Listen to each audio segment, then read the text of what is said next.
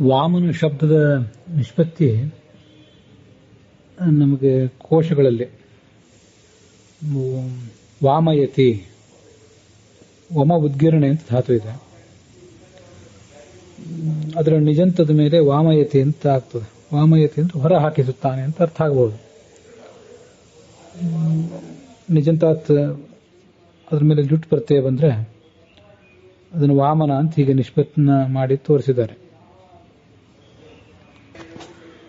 ಶಬ್ದಕಲ್ಪದ್ರುಮದಲ್ಲಿ ವಾಮಯತಿ ವಮತಿವಾ ಮದಮ್ಯತಿ, ಮದವನ್ನ ವಾಮಯತಿ ಅಂದ್ರೆ ಹೊರ ಹಾಕಿಸುತ್ತಾನೆ. ವಾಮಯತಿ ವಮತಿವಾ ಮದಂ ಅಂತ ವಮ ಉದ್ಗಿರಣೆ ಧಾತುವಿನ ಮೇಲೆ ನಿಚ್ ಪ್ರತ್ಯಯ ಮುಂದೆ ಜುಟ್ ಪ್ರತ್ಯಯವನ್ನು ಹೇಳಿದ್ದಾರೆ ಶಬ್ದಕಲ್ಪದ್ರುಮದಲ್ಲಿ. ಅದರಲ್ಲಿ ವಮತಿ ಅನ್ನಂತ ಬಿಟ್ಟು ಬಿಡೋಣ.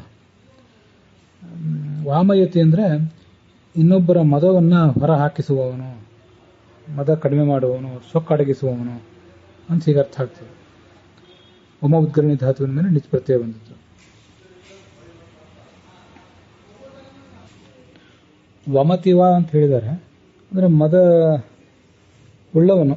ಅದೊಂದು ಮದ ಅಂದ್ರೆ ದುರ್ಗುಣ ಅಲ್ಲ, ವಯಸ್ಸಿಗೆ ಸಹಜವಾದಂತಹ ಒಂದು ಸದ್ಗುಣದ ವಿಲಾಸ, ಯೌವನದ ಒಂದು ಮದ ಅಂತ ಅಷ್ಟೇ ಹೇಳಬೇಕು. ಅದನ್ನು ಹೊರ ಹಾಕುವವನು ಅಂತ ಈಗ ಅರ್ಥ ಆಗ್ಬೋದು. ಇದೇ ಅರ್ಥವನ್ನ ಭಾಗವತದ 1ನೇ ಸ್ಕಂಧದ 3ನೇ ಅಧ್ಯಾಯದ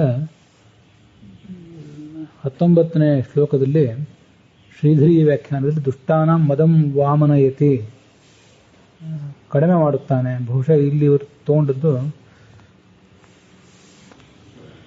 ನಾಮಧಾತು, ವಾಮನ ಅಂತ ನಾಮ ಪದ, ಅದರ ಮೇಲೆ ಧಾತುಗಳನ್ನು ಪ್ರಯೋಗ ಮಾಡಿದಾಗ ಅದು ಹೇಗೆ ಅನೇಕ ಥರದ ನಾಮಧಾತುಗಳನ್ನು ನೋಡ್ತೀವೋ ಅಂಥದ್ದೊಂದು ವಾಮನ ಅಂಥದ್ದೊಂದು ನಾಮಧಾತುವನ್ನು ಇವರು ಸ್ವೀಕಾರ ಮಾಡಿದಂತೆ ಕಾಣಿಸ್ತದೆ.